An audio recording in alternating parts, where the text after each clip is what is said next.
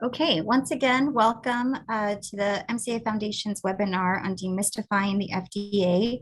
My name is Jackie Butler. I'm Senior Director of Operations here at the Mca Foundation and excited to get started today. A couple of housekeeping comments. Everybody on this webinar is on mute, but feel free to utilize chat or Q&A functions on the Zoom webinar to let us know if you have any questions or comments. We will be sharing a recording of this webinar for anybody who would like a copy, so please feel free to reach out to us after the webinar if you would like one. Okay, go ahead and get started. I wanted to briefly introduce everybody today to the Mca Foundation and the work we're doing to support the life sciences industry, both here in the El Paso, Texas, and Ciudad Juarez region, but also globally. Within the Mca Foundation, we're really proud to have several programs geared towards promoting and catalyzing and facilitating the growth of the life sciences industry. We have our Mca Innovation Center, which focuses on incubation and acceleration of startups, innovators, entrepreneurs, and small businesses who are in need of space and training in these areas. We also have a facility here in El Paso, Texas, which provides wet and dry labs for companies and research organizations that need these kinds of facilities. We also support soft landing here on the US-Mexico border, and we have a seed fund called the Ecotone Investment Fund for helping with capital for startups and entrepreneurs. We have our Clinical Trial Academy, which focuses on diversity and inclusion of our predominantly Hispanic population here on the US-Mexico border. We work with clinical trial companies and local healthcare providers to increase the number of clinical trials within our populations. We also, within our academy, provide direct training for clinical trial coordinators and PIs. Our ultimate goal is expanding clinical trial opportunities, both professionally and to improve healthcare here in the El Paso Juarez region. Bio El Paso Juarez is an organization that is focused on supporting the medical device manufacturing industry. Here on the US-Mexico border, we support nearshoring and reshoring efforts here. So if anybody is in need of these kinds of services, please reach out.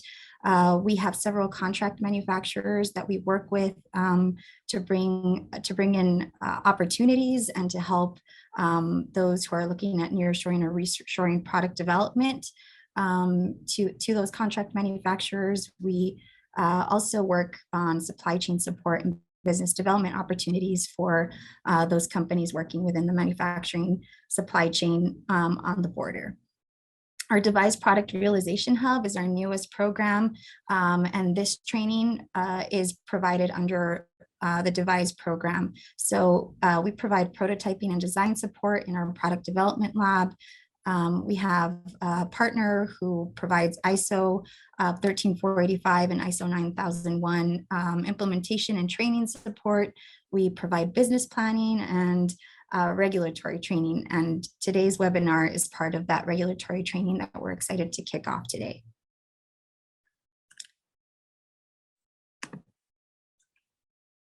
I wanted to take this moment to invite all of our attendees to upcoming webinars, which will also be provided by our speaker today.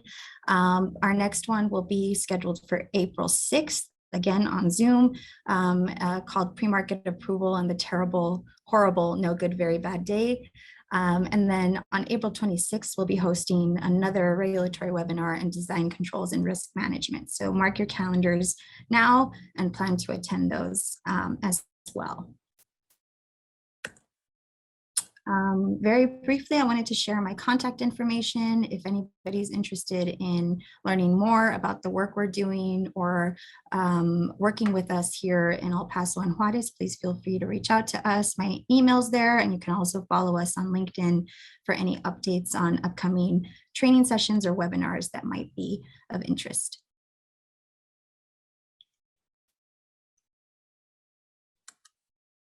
Okay. Without further ado, it's my pleasure to introduce you to our guest speaker today, who we're really excited to have on board with our Devise Product Realization Hub as our regulatory expert.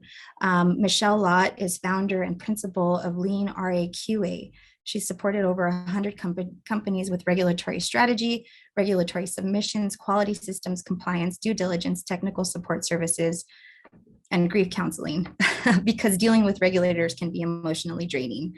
Her clients delegate these things to her so they can focus on winning in the marketplace. Michelle served a 4-year term on the FDA Device Good Manufacturing Practices Advisory Committee, holds a BS in chemistry from Troy State University, and is a certified executive leader in regulatory affairs from RAPS and Kellogg University. We're very, very excited to have Michelle on the Devise team and working with us here at the Mca Foundation, and really excited to hear about demystifying the FDA. So Michelle, I'm going to turn it over to you now. And again, I'll just remind our audience that chat and Q&A are open for you to utilize during the webinar. Okay, Michelle, I'll close up my screen and I'll let you share yours now. Thank you.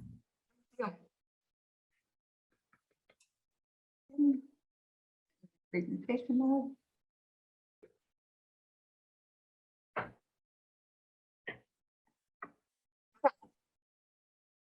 Are you guys seeing my screen okay?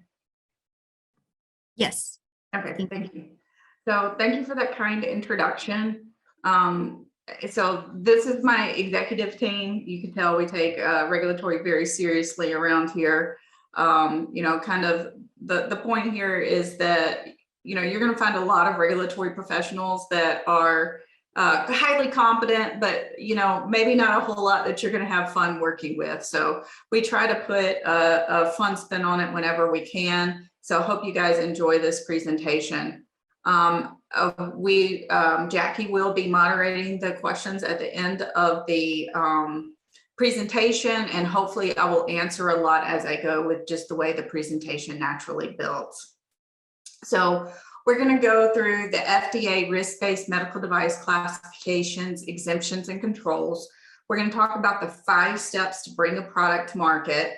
And then we're going to talk about the FDA investigation, thinking, and communication about what's next after you bring your product to market. So the US FDA organization and role, if this is your first product coming to market, it's kind of helpful to have some context around the structure. So the name is obviously a misnomer, US Food and Drug Administration, and devices almost seem like an afterthought, but it's actually very broad reaching in the types of activities that they regulate, anything to do with the manufacturer, even contract manufacturing, repackaging, relabeling, kitting, and then importing and exporting as well. They also regulate a variety of just consumer products that are necessary for public health and safety.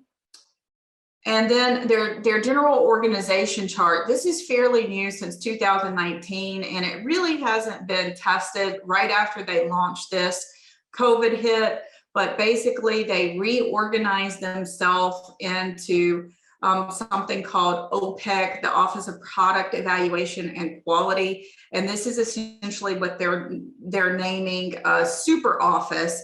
It's the largest office in the FDA within the CDRH, and it's basically supposed to govern the entire life cycle of a device, from early commercialization all the way through adverse events and design changes. So FDA's risk-based medical device classification. if you look at how the classes are structured, there's really 3 primary classes with a couple of scragglers that are unclassified devices. The class 1 products are low risk. These are like Band-Aids, examination gloves, stainless steel surgical instruments. Class 1 devices make up 45 to 50% of the market. Whereas moderate devices, or class 2, moderate risk, make up another 40 to 45% of the medical devices out there. These are blood glucose test systems, infusion pumps, powered wheelchairs, surgical masks, and then high risk devices, or class 3 devices, make up just about 5 to 10% of the market. And these are usually life-supporting, life-sustaining, or implants. The unclassified devices, these are pre-amendment, meaning that these existed before the FDA really put the existing regulatory structure in place. And for whatever reason, they haven't really gotten around to putting these devices in one of the existing buckets. So in terms of controls and what it means for the different types and classification of devices, it's really important to understand both the controls and the exemptions. For class 1 devices, these are typically 510K exempt, but there is a subset that are also GMP or good manufacturing practices exempt. Everything is going to require general controls, which means it's going to take registration and listing and some basic quality management system. Their class 1 devices that are not GMP exempt require a full quality management system, with the exception of design controls. But there is a very small section of class 1 devices that do require a 510K and design controls. Their class 2 devices most typically require a special control called a 510K. Other special controls can be specific labeling requirements, product-specific guidance documents, post-market studies, and then there is a subset of class 2 devices that are exempt from 510Ks. Class 3 devices, the type of submission to typically bring these to market is called a PMA, or a pre-market approval. This is a very lengthy and exhaustive submission, but there is a subset of PMAs that can be exempt from a PMA that require a 510K. Whereas most of the unclassified devices require a 510K and get treated from a term of controls very similar to a class 2 device. So long story short, this is the combination of controls and exemptions that can apply to the different classifications of devices. And it can be really difficult for those new to regulations and how the FDA has structured these to understand what's truly required of their product. And so a common mistake I see people making is thinking that they won the jackpot and that they hit the exemption lottery, if you will. Even if you have a class 1 510K and GMP exempt device, no matter what, you have to have an establishment registration, a device listing, and a quality management system with complaints and quality records. So now that we understand kind of the basics of how FDA regulates product, let's talk about the 5 steps to bring a product into commercialization. You've got 5 basic steps that include defining your product, verifying your product as a medical device, determining the classification and pathway, developing valid scientific evidence, and then your pre-market submission. So we're going to begin with defining our product. So this all comes around a really clearly articulated intended use statement. And intended use is actually at the core concept of the FDA regulations. And it's the objective intent or purpose that's indicated by your labeling, your advertising materials, any oral or written statements you make. This includes your website and any implied or express claims. Indications for use or a subset of your intended use. This can include a target population, a duration of use, or an anatomical site. Now, an example of this is an intended use statement could be something of the nature, this product is intended to provide interosseous access in patients when intravenous access is difficult or impossible. Now let's look at what an indication statement might be as a subset of that. Well, this product is for use in the proximal tibia, the distal tibia, the humeral head, and the distal femur. But what about what patient populations? We have adults, but we also have a pediatric population, and the pediatric population has a different anatomical location. And then we also have a duration of use up to 24 hours. This is also important to articulate because this can impact your biocompatibility and other performance testing. So the next step is we've defined what our product is and what it does. Next, we need to verify that our product is a medical device. So the FDA's definition of a medical device is basically anything that diagnoses, cures, mitigates, treats, or prevents a disease or condition. And it does this by affecting a structure or function of the body. And it doesn't achieve its purpose in the mechanism of a drug being like metabolism or absorption. So let's take a look at some examples, and bear with me, this is going to seem obvious until we get into claims. So what about this claim that this lamp is a modern death saver? No, that's obviously, not a medical device. Has an LED light bulb. Also, no, that does not meet the definition of a medical device. What about it's a flexible and it has no glare reflects on the screen? No, none of that makes it meet the definition of medical device. But what if we take a similar lamp and we say this is compact, safe, space-saving design? It can be moved from room to room. No. What about if we say this is to regain focus and concentration? Well, maybe what is the reason that you can't focus and concentrate? Is it due to a medical condition? What if we say it provides natural spectrum daylight to combat depression? Well, yeah, that in fact is a medical device because depression is a medical condition, and it's one that the FDA places a lot of scrutiny on, to the point that several years ago, they reclassified or broke a particular product code down into two, and the indication for depression for the same device was a class 3 PMA, and anxiety or insomnia was a class 2 510K. So what about comparing baby diapers versus adult diapers? Is this a medical, is one a medical device? Are they both medical device, or none of them medical device? Well, let's look at our intended use statement. It's intended to protect infant's garments from urine or stool, whereas an adult diaper is intended to protect an adult's garments, but it's intended to protect an incontinent patient's garments.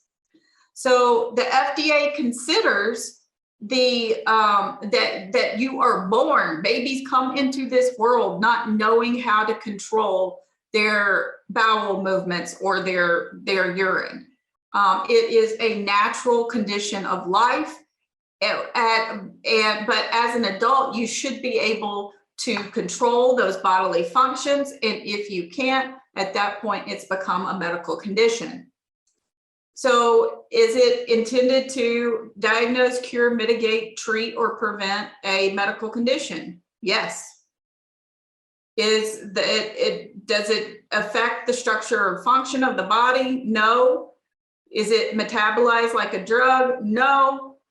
But at the end of the day, does one meet the definition of medical device and the others does not? Yes, the adult diapers are regulated as a medical device and they have a product code.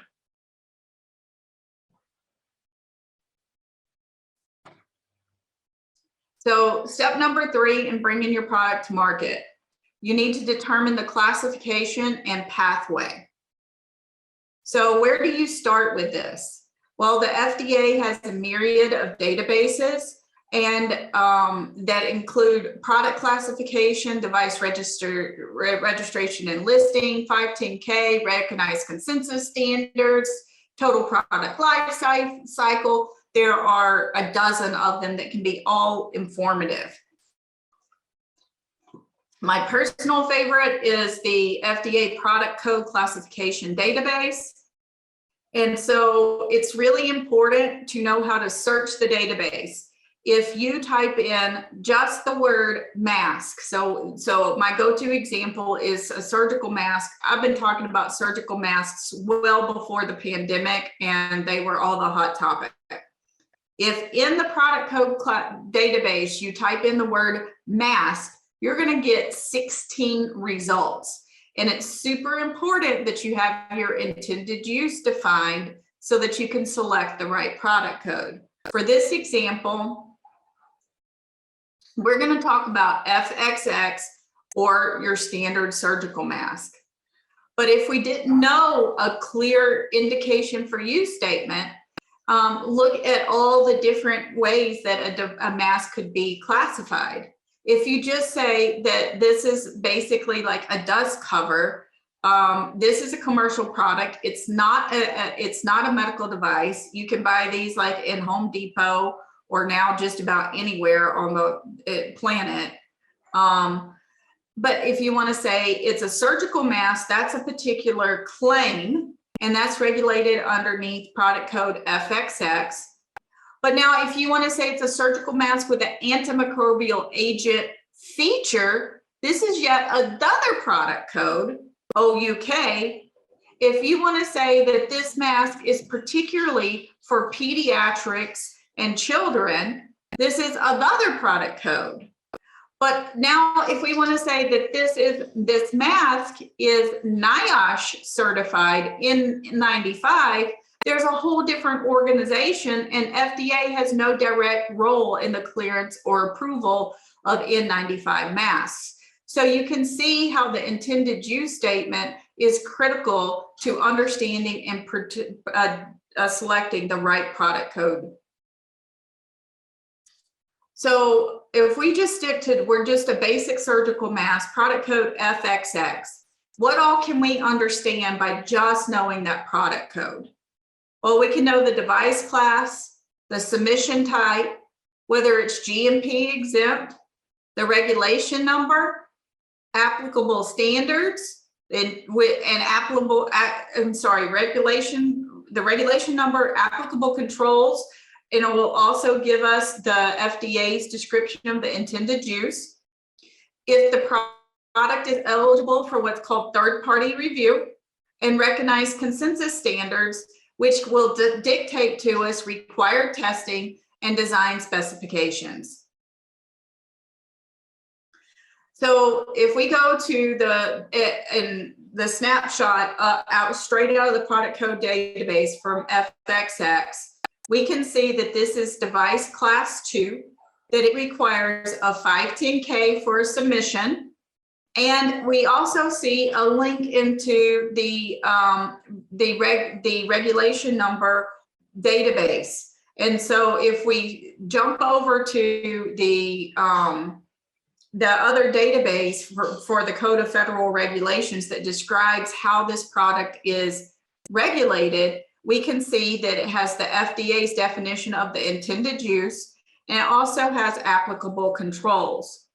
So in this case, for applicable controls, We have a class 1 general controls or a class 2 special controls. So because this particular regulation is for all surgical apparel, not just masks. So this can inform our commercialization strategy. Gowns and masks are going to require submission to the FDA because they're higher risk than booties or surgical caps or other such apparel. Those are going to require those are going to be class 1 and not require a 510K, whereas the gowns and masks require a 510K and extensive testing. So if we move it back to the product code and what else we can learn from the product code database.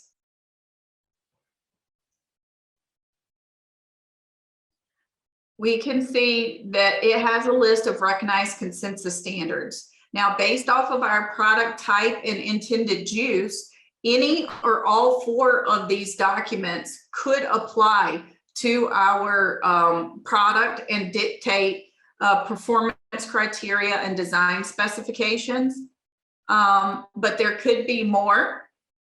It also indicates if our product is eligible for a third-party review. It has the possibility to shave 100 days off the overall review process, but it's extremely rigorous, and oftentimes people end up going direct to FDA because they can't make it through the third-party review.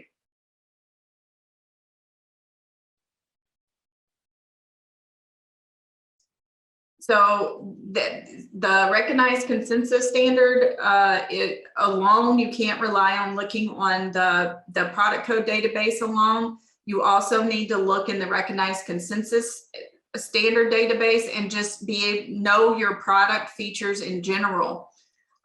For instance, if your device is sterile, there's going to be a different standard for each type of sterilization.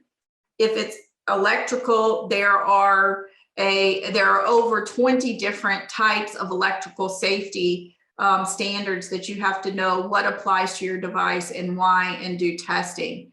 If your device is single use or reusable, that's going to affect your reprocessing instructions.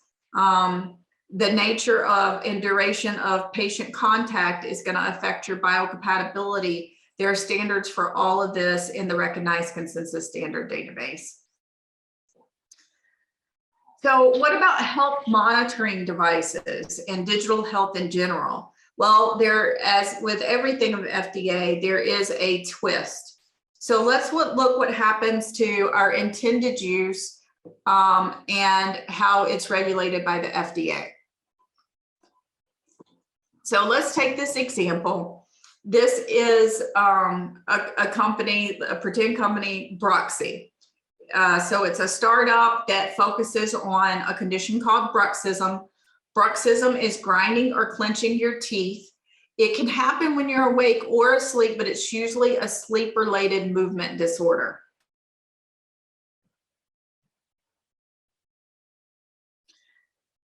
Sorry, my slides are taking a little bit delayed from my button pushing. So let's say that this product involves a headband that you can wear that will detect bruxism. There's an app for the user that can help the user monitor their sleep health. Then there's also an app for a clinician where the clinician can monitor the bruxism and even make a diagnosis or monitor a treatment regimen. So this can be like choose your own adventure. It can be like a trip to the fridge where there's no prescription. It's sold direct to the consumer for lay use as a general wellness device. This is not regulated by the FDA as long as you're very careful with your claim set, and you cannot claim biofeedback because biofeedback is already a device regulated by the FDA underneath the product code HCC. Now, this is more like a walk in the park because it is 510K exempt, but it is a weird class 2 that doesn't require a 510K does require design controls and a full quality management system. So the FDA product code that regulates this is HCC for a biofeedback device. It's very specific that it's for professional use only. Well, if I want to take this same device and say, I want this to be for biofeedback, but I want to sell this for lay use, direct to the consumer without the clinician involved for the diagnosis or monitoring, well, this is going to require a 510K because it exceeds the intent of the exemptions around this HCC product code. So step 4, how do we develop valid scientific evidence? Well, I always joke that R&D and quality is kind of like the puppy wrestle death match. They are just constantly going at each other, and R&D is trying to cut corners, write rationales, make justifications, and quality and regulatory is just trying to get them to do the required tests so you can have a successful submission. So types of evidence that you need to consider is your preclinical or non-clinical testing. This is like benchtop testing, serialization, biocompatibility, testing to the recognized consensus standards like we talked about. If you need an animal model or clinical data. And last but not least is usability or human factors engineering. This is an increasing favorite topic of FDA to ask for in submissions. Is becoming even more standardized. So step 5, now that we understand all of this about our product, what type of pre-market submission is appropriate and what are the requirements going to be for each of our options.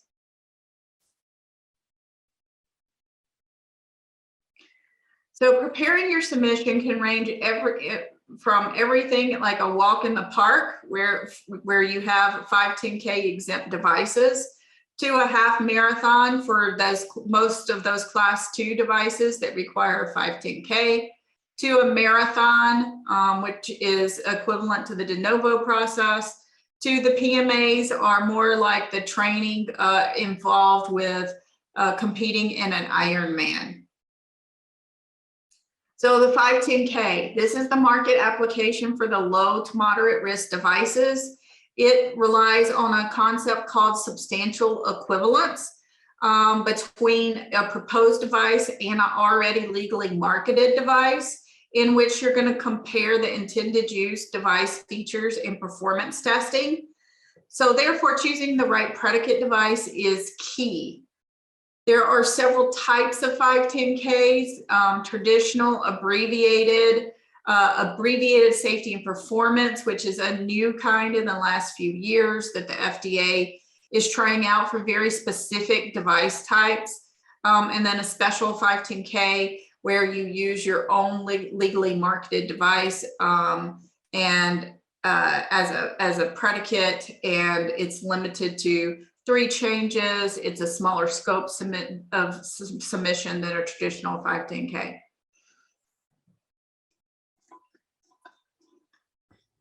So substantial equivalence considerations. Basically, you can consider your device substantially equivalent if your device has the same intended use as the predicate and it has the same technological characteristics, or you have the same intended use but it has different technological characteristics. What's important is you can prove it does not raise different questions about safety and efficacy, and that the information submitted to the FDA also can demonstrate and prove that it does not raise such questions.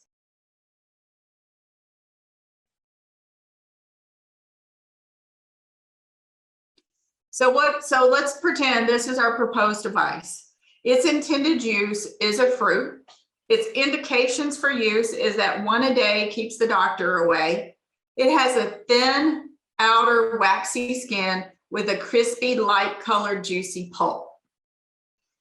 So with this description, it's pretty obvious that device A is the more one-to-one comparison.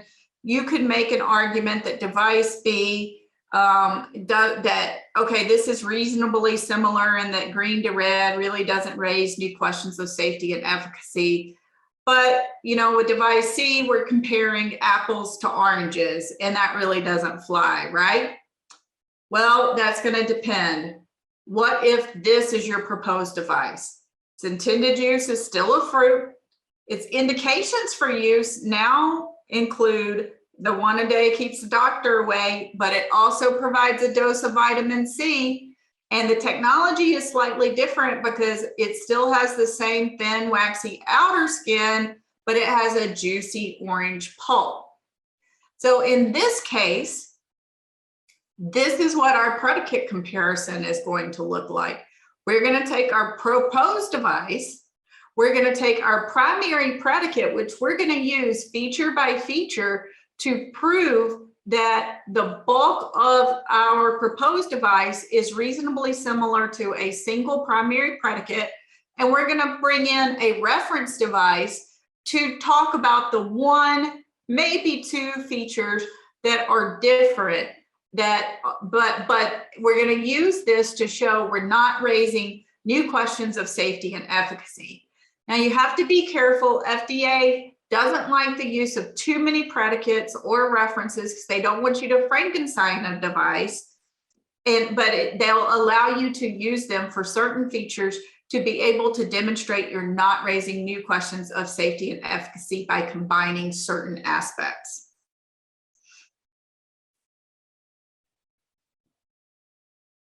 So for de novo submissions, de novos, your device has no existing classification, regulation, or clear predicate. The marketing process, this is the marketing process for novel devices. Ultimately, when a de novo gets granted, it creates a new classification regulation. This is an alternative to the pre-market approval process for high-risk devices. And it's a reduced regulatory burden in comparison to the PMA process, given the risk-benefit profile of the device. So let's take an example of computer-aided devices. These are also, along with digital health, a hot topic right now. And let's look at how some of the first ones come to market. Now, computer-aided devices can range for purposes of anything from detection, detection and diagnosis, for just triage or acquisition optimization. FDA regulates all of these very differently. So if we look at the process for this particular CAD diagnosis or CADX, the software that was it was a software for lesions suspicious for cancer. The first one came to market in QuantX. This product came to market in 2017 via a de novo that was granted. It resulted in the classification regulation that issued this new regulation 892.2060 that said it was a class 2 or 510K with special controls. Well, then beginning in 2019, we have a whole series of companies that began bringing their product to market underneath this product, underneath a 510K with the special controls outlined in this regulation. It's also important to think about your regulatory path and think, are you going to try to make that leap from something that might be considered a 510K to adding some novel features that would make it a de novo? Or are you going to try to do that in all one fell leap? Or are you going to take it in possibly a stair-step approach? The advantages of this is that if you find a minimally viable product that you can bring to market in 510K, you can start selling something and possibly make money before a competitor or to fund your more rigorous claims. You can do a series of 510Ks to lead up to your de novo. This could ultimately, kind of save or defer your FDA fees and your development costs. The other advantage to doing it this way is that you in the de novo can tell FDA, basically put blinders on. We just got this cleared for X, Y, and Z indications. The basic technology is not changed. We're not raising any new questions of safety and efficacy. We're just adding perhaps this indication where there's no clear predicate, and here is our clinical data, but we don't need to discuss all these other features that were just cleared and haven't changed. That's one tactic that can be helpful. So PMA's pre-market approval is the market application for the highest risk device. This is where there's a reasonable assurance of safety and efficacy data and trial data at that. It is not relying on the comparison to another legally marketed device. The evidence has to stand on its own. It's not based on substantial equivalence. So if we look at the different types of submissions and how they compare to each other, the 510K, again, is based on substantial equivalence. De novo is, there's no substantial equivalence. There is some novelty to the product, but it's likely going to be regulated as class 1 or 2. It's going to be lower risk than the PMAs, which need valid standalone scientific evidence, demonstrated safety and efficacy. Your average length of a 510K really is upwards of 1,000 pages these days. De novo is really around 2 to 3, sometimes 5,000 pages, depending on the number, the amount of trial data, whereas a PMA or pre-market approval is 30 plus binders, 30 plus 3-ring binders of material. That is really, it's really very laborious for a company to create and as laborious for the FDA to review. Turnaround times for most 510Ks are 90 to 100 days. I find that this is typically a myth, that these are really taking upwards of 5, sometimes 10 months. De novos, the clock says it's 120 days, but the last FDA clock I saw, these were over 200 days, pushing 300. And the PMA clock is supposed to be 180 days, but these really take closer to a year for the FDA to approve. For 510Ks, you do not have to have a pre-approval inspection. De novos, the FDA recently added the right to do a pre-approval inspection if they deemed it necessary. PMAs, it is required. If you have to do any submission to FDA, you need to apply for a small business designation if you fit the definition. That this can reduce your fees significantly from $12,000 to $13,000 for a 510K to right around $3,000 to $100,000 for a de novo to $28,000, and from, I think, it's pushing $1 million for a PMA to right around 100,000. So your market clearance is not the end of the race. Your work is just getting started. You need to think about your QMS. Sorry. Your QMS is your quality management system. These are your good manufacturing practices as defined in 21 CFR 820 and ISO 13485. Typically, your quality management system is a tiered structure where you have a quality manual, a set of standard operating procedures, followed by some lower level implementing documents like work instructions, forms, and templates. And then that is supported by quality records, which is the objective evidence of how you fulfill your quality management system requirements.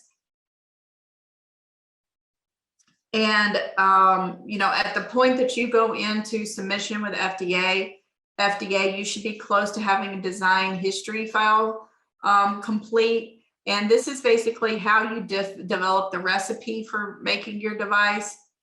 A device master record is kind of like that. It's the output of that DHF, and it's the recipe itself for how you make that device over and over again. Whereas your device history record is the evidence that an individual lot followed that recipe and how and with what it followed that recipe with. So even if you have a contract manufactured device and a fulfillment and you never see your product, no matter what, you're going to have a minimum set of quality management system requirements that you're responsible for, and you have to put the puzzle pieces together. These include internal audit, management review, design controls, document controls, supplier controls, training, and complaints at a minimum. And it can expand from there depending on activities your company conducts. Okay. So Lean, we can help with anywhere from that early concept development all the way through your product submissions and into commercialization. We can also build your quality management systems as you go, and then provide you grief counseling to get through all of the FDA and regulatory requirements. So with that, I will take questions with the remainder of the time. Thank you so much, Michelle, for that really insightful presentation. We have one question in the Q&A box right now, and I'll remind our audience, if you have any questions, please submit those now so we can address them. So our one question is, could you speak about the process of making a bio device within a university versus the private market? Yeah, so I think some of the biggest things that you have to think about during making it through or with a university or technology licensed outside of a university is more than regulatory, it's actually IP. And because a lot of times if you use university labs, university personnel, including students, even sometimes just space, that they will claim all the rights to your IP, and that you have to license it from the university to commercialize it. Universities are also better at very early stage and scientific pursuits, and less so when it actually comes to where the rubber hits the road and what does the FDA really need to see in terms of performance data, and not just proof of concept or feasibility data. Okay, great, thanks. We have another question here. Do you typically see companies with the design history file in place, or do you need to prompt them to begin a file and reconstruct their history? Yep. So ideally, I get involved with people kind of early in their concept development, just after they've kind of got their feasibility done. And we do what I call a regulatory pathway assessment, where we map out all of their regulatory, but also their quality requirements and the appropriate time to implement them. You know, as you're designing your product, this is going to sound like a no-brainer, but you would be surprised how many people don't do it when they need to do it. As you're designing your product is the right time to start documenting your product design, because otherwise you're going to get too far down that path and you're going to have to reverse engineer all of that documentation. Also, the bulk of the contents of a submission to the FDA require your verification and validation data, and verification and validation are kind of towards the end of a design controls process.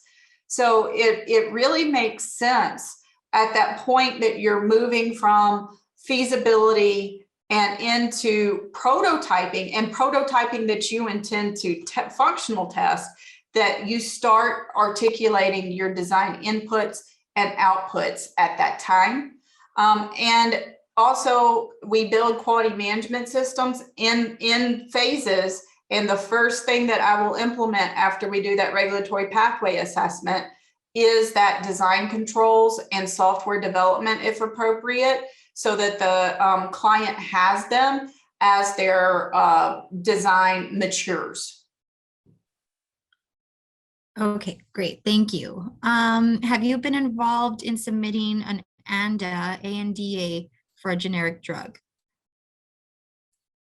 My team has. We do primarily medical devices. I do have people on staff that have worked with the ANDA process. Thank you. Next question. What is the difference between Cgmp, QSR, and ISO 13485? They seem to be the same, but still people use them differently. Why? So Cgmp is current good manufacturing practices. QSR is the quality system regulation. And I just went to a seminar today on the FDA where they're trying to align their QSR, which is a part of the Code of Federal Regulations for the United States. At present, it is different from ISO 13485, which is the more internationally recognized requirements for quality systems. And FDA is proposing to change the name of the QSR to the QMSR, or the Quality Management System Regulation, as if that's going to magically resolve everybody's questions about what the differences are. So good manufacturing practices are just actually a subset of a quality management system. Thank you. Thanks for that clarification. Okay, another question just came in. In your application to the FDA, I think they like to see a written history of what the decisions were that your group made as you developed the technology. Maybe that's not a question. Yeah, I was like, I need to read that again. Okay. Let me go back to the Q&A, sorry. Can you talk about your work in the food and beverage industry, if you have any? Oh, okay. I'm reading this, what you just read. And I think that the extrapolation here. So in your application to FDA, I think that they like to see written history of what the decisions were that you group made as you developed the technology.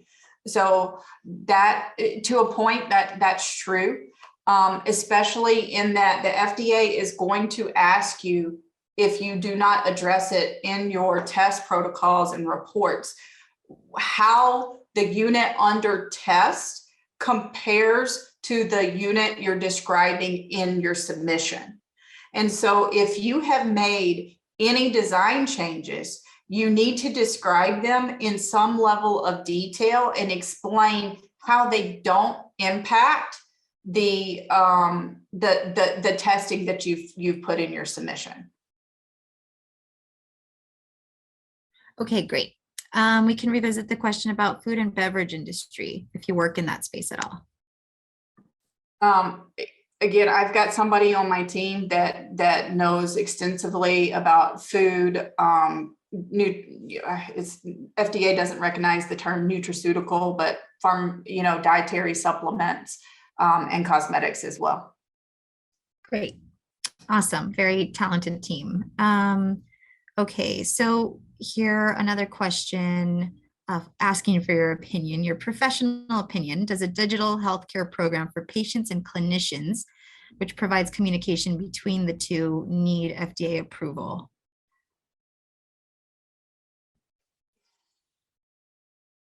Just communication? Likely not, if it's truly like a messaging. But now if it's monitoring anything and it's sending data back and forth, that's a possibility. I'm happy to for you to put time on my calendar, and like we can talk a little bit more about the intended use and the claims like we talked about, that's just a little bit more. I just need more information and more detail than I can answer on a webinar. Great. I'll put my calendar link down here. Thanks so much, Michelle. Another question we just got in.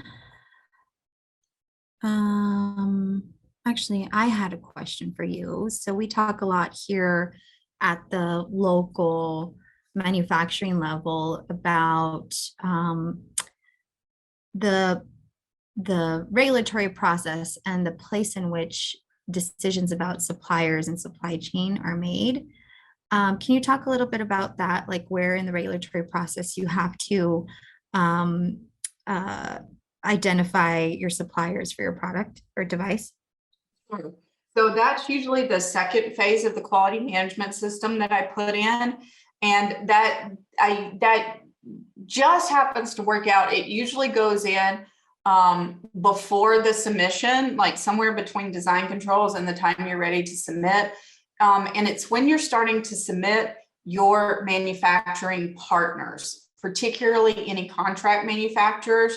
I have seen people too often pick either critical component suppliers or contract manufacturers that either aren't registered with the FDA, don't have a quality management system, get too far down a road with them, and then find out either they're not or they're too immature or unwilling to put in a quality management system.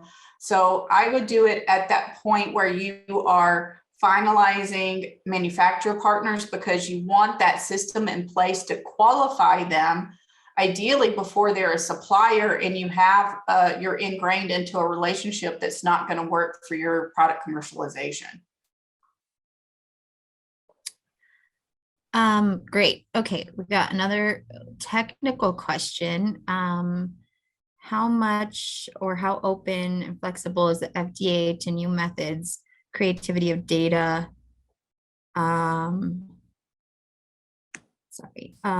analysis, like statistical and mathematical for QC controls, like observation of production long-term trends? Well, it depends on what you're trying to do with that. They have several initiatives on their regulatory science about computational models, some different predictive analysis tools that where they're getting to be more open, but those things are still in kind of concept development and discussion.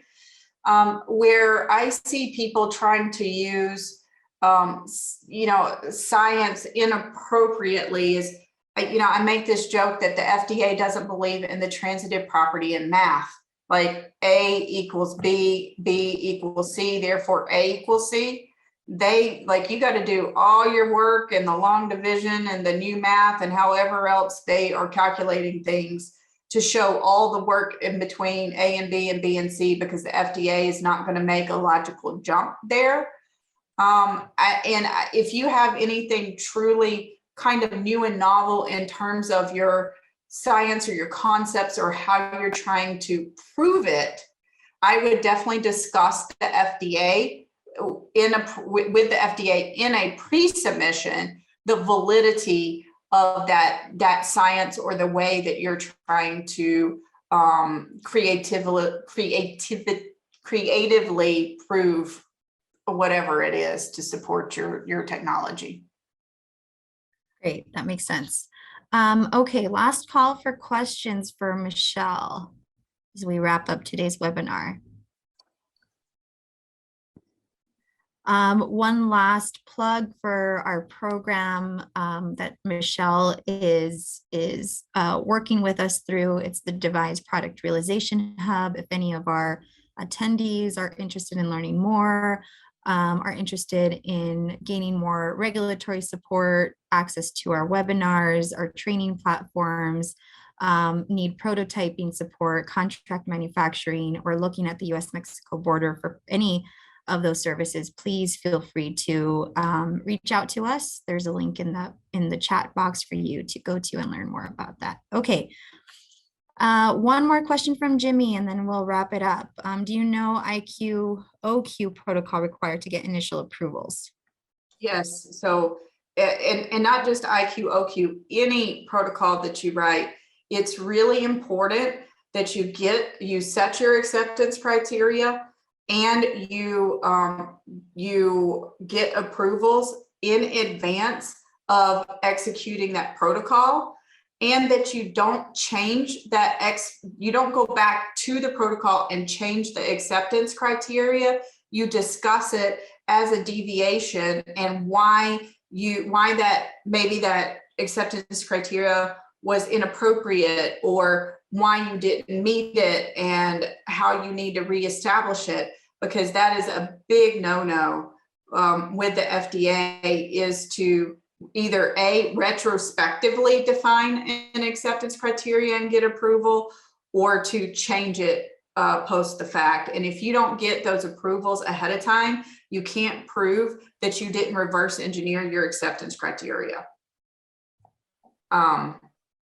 And so I will just, I'll also say this,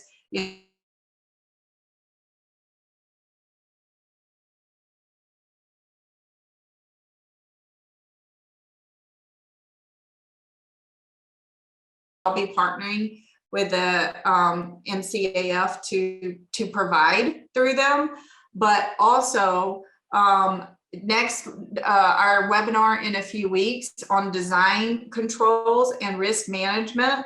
That one is going to be pretty in-depth and technical, and there will be me and another member of my team both kind of going back and forth in the presentation and question and answer. So come prepared to really dig into some kind of more nitty-gritty stuff that is going to be super applicable to your direct development. And it's going to be stuff that I can't do for you, because you are your product designers and product experts. Right. Thanks so much, Michelle. I'm going to share my screen again really quickly so that our audience can be reminded about this,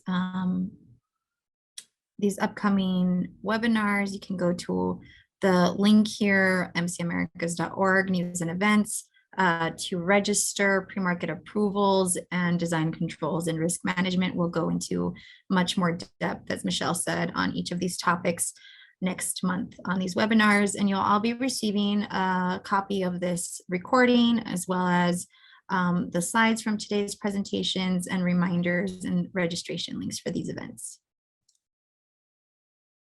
All right, well, once again, Michelle, thank you so much for taking the time to be with us this afternoon and teaching us the 101 crash course on FDA for medical devices. We really appreciate it, and we'll be looking forward to future webinars with you.